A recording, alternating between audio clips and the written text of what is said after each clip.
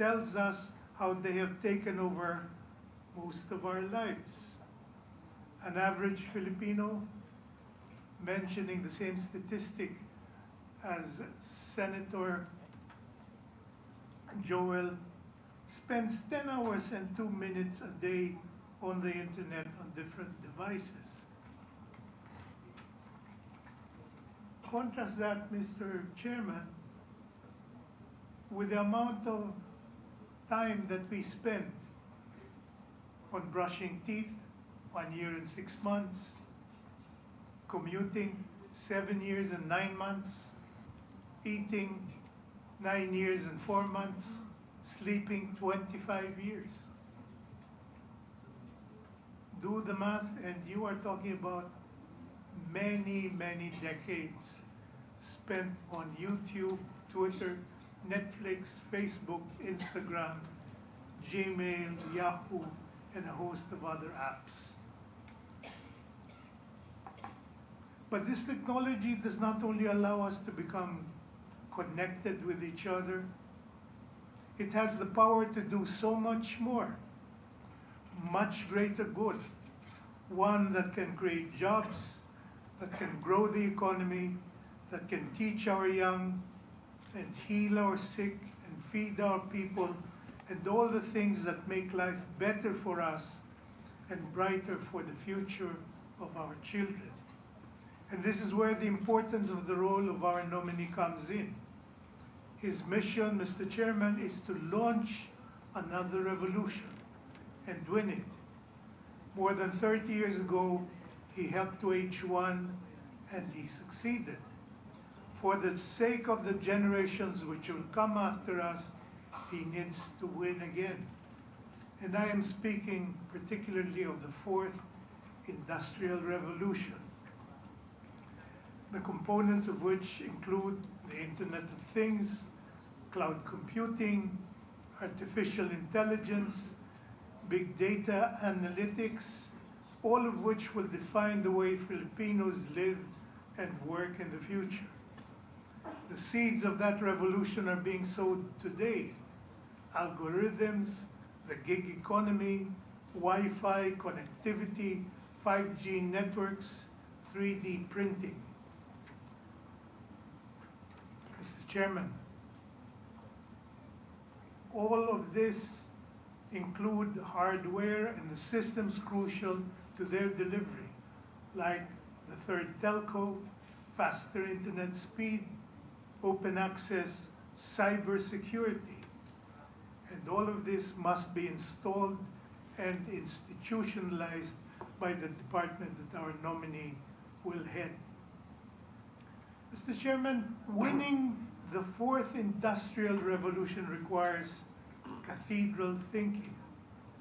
As has been said, we may know how to build the ceiling, we may not know how to build the ceilings of the cathedral today, but that should not prevent us from laying the foundations of this cathedral. On this, Mr. Chairman, I have confidence in the ability of Gregorio B. Honasan II of Sorsogon, Baguio, and Marikina City, senator and soldier, an authentic hero of our nation, to strengthen our nation's ICT foundations and lay those building blocks.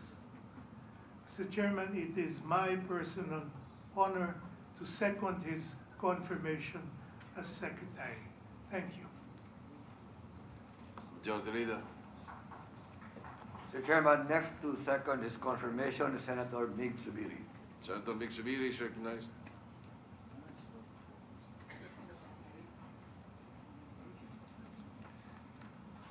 Honorable Chairman, our Senate President Tito Soto, distinguished members of the Commission, ladies and gentlemen, good morning. It is indeed a privilege to stand before this collegial body and co-sponsor the confirmation of the interim appointment of the Honorable Gregorio Gringo Honasan II as Secretary to the Department of Information and Communications Technology. The DICT shall be the primary agency for the executive branch of the government that will plan, develop, and promote the national ICT development agenda. Thus, it is evident that from this mandate, the agency should be spearheaded by someone who does not only possess impressive academic record and excellent managerial skills, but also possess an extensive background on intelligence communication. I state for the record that Tito Greg possesses all these qualifications. Tito Greg, as is fondly called here, the Senate, is a highly respected class baron of his batch at the Philippine Military Academy, a well-decorated soldier of our country. He has an extensive knowledge in legislation, being a member of the Senate for 21 years.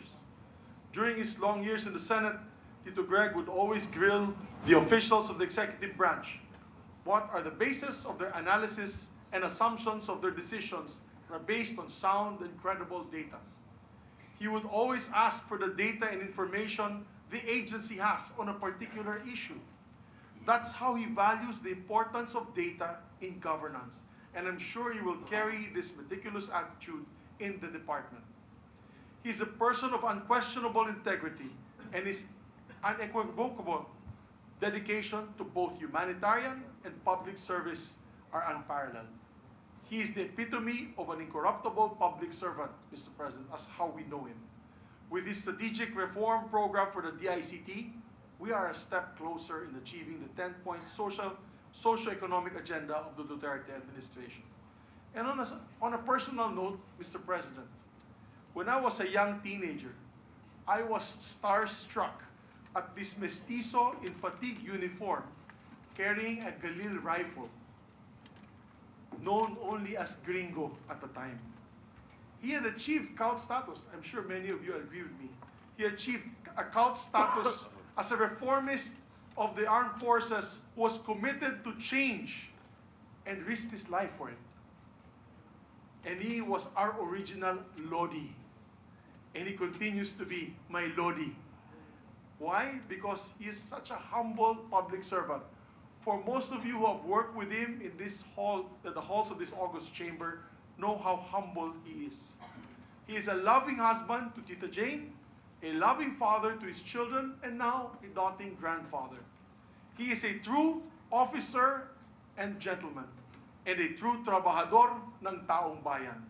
Thus, it is my foregoing reason that I am proud to second the nomination and confirm the ad interim appointment of former Senator, former member of this Commission on Appointments, Senator, now Secretary, Gregorio Gringo Honasan, as Secretary for the Information and Communications Technology Department. I so move, Mr. President.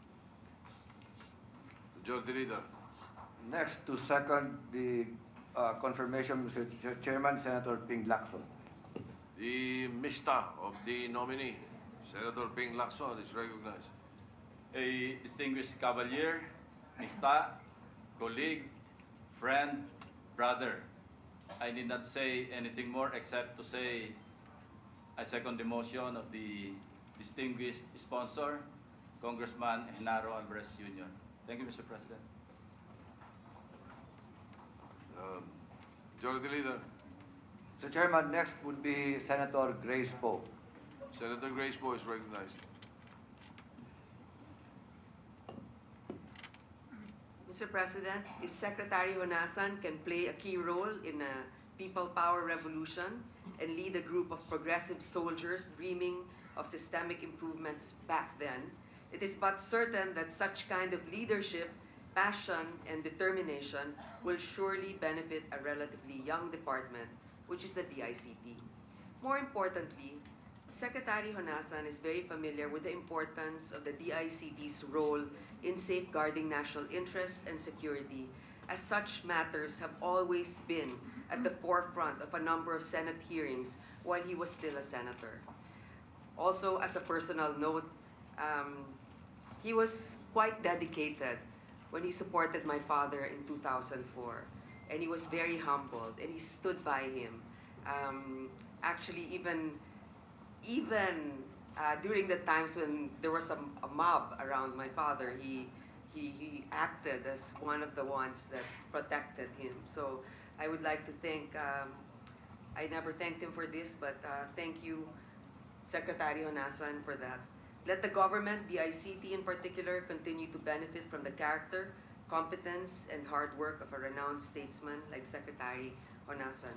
All told, I hereby support and likewise urge our colleagues to support the confirmation of Secretary Gringo Honasan of the DICT. Thank you. Majority Leader. Mr. Chairman, last to second the nomination is Senator Bongo. Senator Bongo is recognized. Morning. I was asked by the committee secretariat to give message, but I cannot refuse, and you will know why later. Sir, my only request, kindly sit down po. Pwede ba yun? Alin? Meron po ako request kay Senator Honasan. That Medyo is- mahaba-haba po ito. Pwede bang umupo ka muna, sir? Yes, we allow Senator Honasan to take his seat. Pwede? Yes. My only request, sir, upo ka lang. Medyo mahaba ito. Mr. Chair, Senate President Vicente Soto III, our CA Vice Chair, Representative Ronald Zamora, my honorable colleagues of this August Commission, I am more than honored and privileged to recommend for plenary action the ad interim appointment of Mr. Gregorio Ballesteros Honasan II as Secretary of the newly created Department of Information, Communications, and Technology, or DICT. As one adage goes, just as the heart goes through seasons, so does our appointee here. In the course of time, endure seasons, both in his professional and personal life. Optics have described Secretary Honasan as a rebel, revolutionary, reformist, and destabilizer, among other less flattering labels. But according to him, he is just an ordinary professional soldier thrust into extraordinary circumstances. Even early on his life, Secretary Honasan has been destined to take a different storyline. Known as Gringo, almost Bongo, don't you know that I'm your long-lost nephews? He is the eldest child of... Anyway, yung kwarto niya po, ang nagpalit lang po kami ni Secretary Honasan. Nagpalit lang po kami ng kwarto. Yung kwarto na iniwan niya, ako pong pumalit. At hindi na po magastos dahil yung label doon, yung Senator Gringo, tinanggal ko lang yung green. Yung sabi niya kanina, pinalitan ko lang ng bong. He is the eldest child of Colonel Romeo Honasan and Alice Ballesteros, an educator from Sorsogon. He dreamt of becoming a priest, then a doctor, but was advised by his father to apply instead at the Philippine Military Academy for free college education. There, his father said he would be trained as a cadet and find a noble profession as an officer in the armed forces of the Philippines. But prior to his PMA stint, he spent a year at the University of the Philippines, Diliman, taking up BS Economics. He later decided to enter the PMA in 1967, topping some 10,000 applicants during the entrance exam. He was elected president of his class for 4 years until he graduated in 1971 as class baron or first captain, the highest leadership and aggregate award given by the PMA. He was also a contender for the Master of the Sword Award, the highest honor for athletics and physical fitness after setting records in gymnastics and combat sports. As a lieutenant in the Armed Forces of the Philippines, Secretary Honasan was immediately deployed to northern Luzon and Mindanao against various armed groups, including communist rebels, secessionists, criminals, and terrorists. Leading from the front by example, he was wounded several times in combat. Secretary Honasan is a medaled senior military officer. He earned recognition for gallantry in action and received 3 of the nation's second highest military medals, the Distinguished Conduct Star, and 3 Gold Cross medals and Wounded Personnel medals for injuries sustained in combat. The Philippine JCs named him one of the 10 outstanding young men in 1985 for military service, only the second soldier in the country's history to earn such award. At age of 35, he became the youngest officer in the history of armed forces, then to be promoted to full colonel. He was also handpicked to serve as aide to the Secretary of National Defense and later as Chief of Security. In 1981, he earned his master's degree from the Asian Institute of Management, AIM, where he graduated from distinction for his thesis.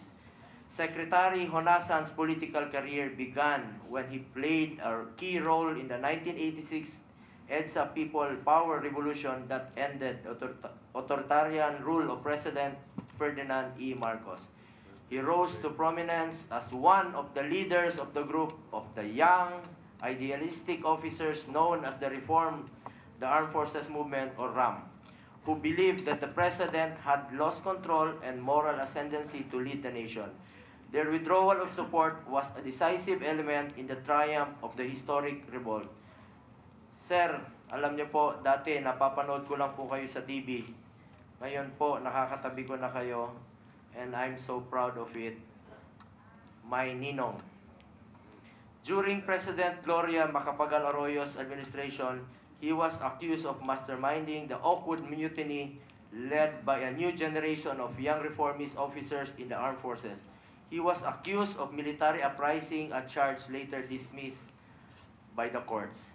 Secretary Honasan was the first elected to the Senate in 1995, the first truly independent candidate in the Philippine political history to win in national elections. He had since been elected senator 4 times as an independent candidate. His entry into the Philippine Senate marked his evolution from a soldier to a statesman. He has become a consistent advocate for a proactive government that would address poverty, homelessness, hunger, ignorance, social injustice, deeper forms of violence, divisive partisan politics, and a government that would uphold national sovereignty and national security. His landmark contributions to the legislations include the Clean Air Act, Clean Water Act, Disaster Risk Reduction and Management Act, Solid Waste Management Act, and an increasing base pay of military and uniformed personnel in the government. Sir, maraming salamat po sa pagsuporta ninyo sa pagdodoble po ng sweldo ng mga sundalo at kapulisan. He was the main proponent of the national security policy, freedom of information and people's ownership of government information, or POGI bill, the national land use policy, and the proposed mini Marshall Plan for peace and development in Mindanao. He also supported the proposed amendments to the Human Security Act. He authored and co-authored vital laws passed in the Senate on strengthening the Dangerous Drugs Act, comprehensive firearms and ammunition regulation, stiffer penalties for the illegal possession of explosives. Secretary Honasan filed several bills that focus on national security, intelligence reform, land use, agrarian reform, public order, and lasting peace through a comprehensive long-term national peace policy. In Senate's centennial year, Secretary Honasan was elected Assistant Majority Leader, member of the Commission on Appointments, and chaired 2 major Senate committees, National Defense and Security and Peace Unification and Reconciliation, and became chair of the Select Oversight Committee on Intelligence and Confidential Funds, Programs and Activities, as well as the Ad Hoc Committee on the Marawi Reconstruction and Rehabilitation Program. Other chairmanships he held as a 4-term senator for 20 years were the committees on energy, labor, environment, agrarian reform, sports, public information, and mass media, public order, and dangerous drugs.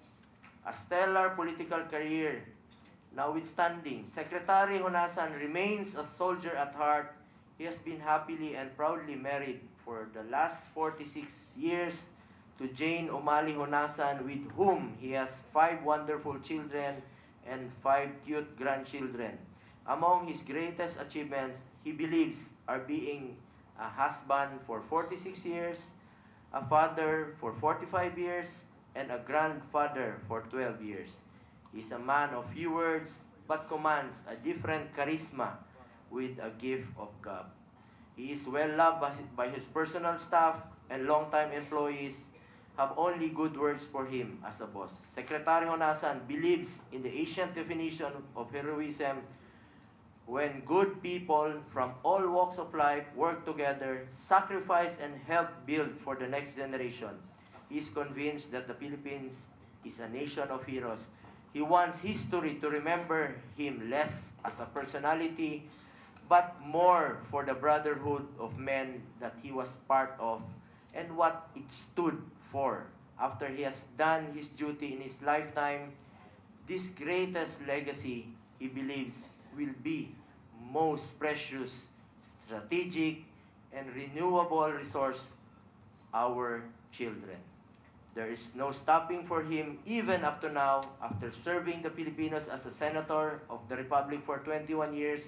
He has accepted this new cabinet portfolio, a daunting challenge indeed, as Secretary of the Department of Information and Communications Technology, or DICT. Sir, Secretary Honasan, sama-sama po tayo sa tunay, tapat, at may malasakit na serbisyo sa ating kapwa Pilipino.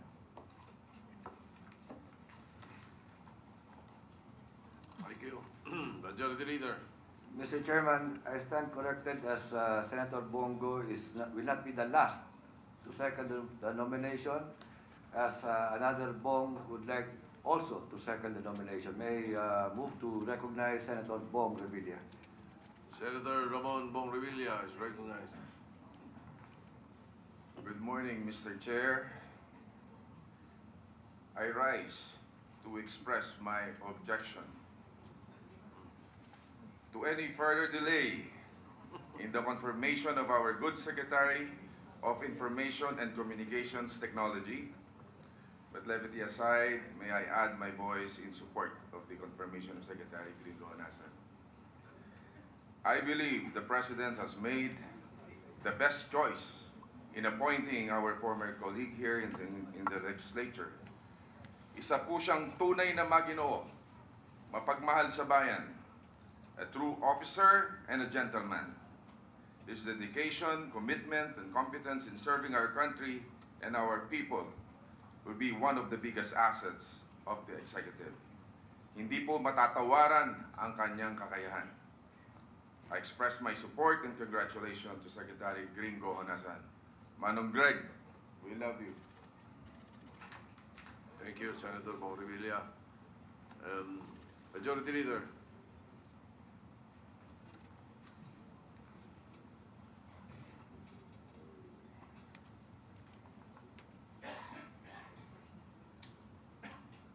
Majority Leader, there is an objection to the delay. Mr. Chairman, let me now move to the previous motion for the All right. confirmation of the nominee. All right, just for the record, I am both honored and it is my pleasure to preside over the confirmation of a very dear friend. So, there is a motion duly seconded for the Commission to confirm the ad interim appointment of Mr. Gregorio Ballesteros Honasan II as Secretary of the Department of Information and Communications Technology. I hear no objection. Therefore, the motion is hereby approved. The nominee is confirmed. Mr. Chairman, I move to adjourn. Any objection? Chair hears none. Session is adjourned.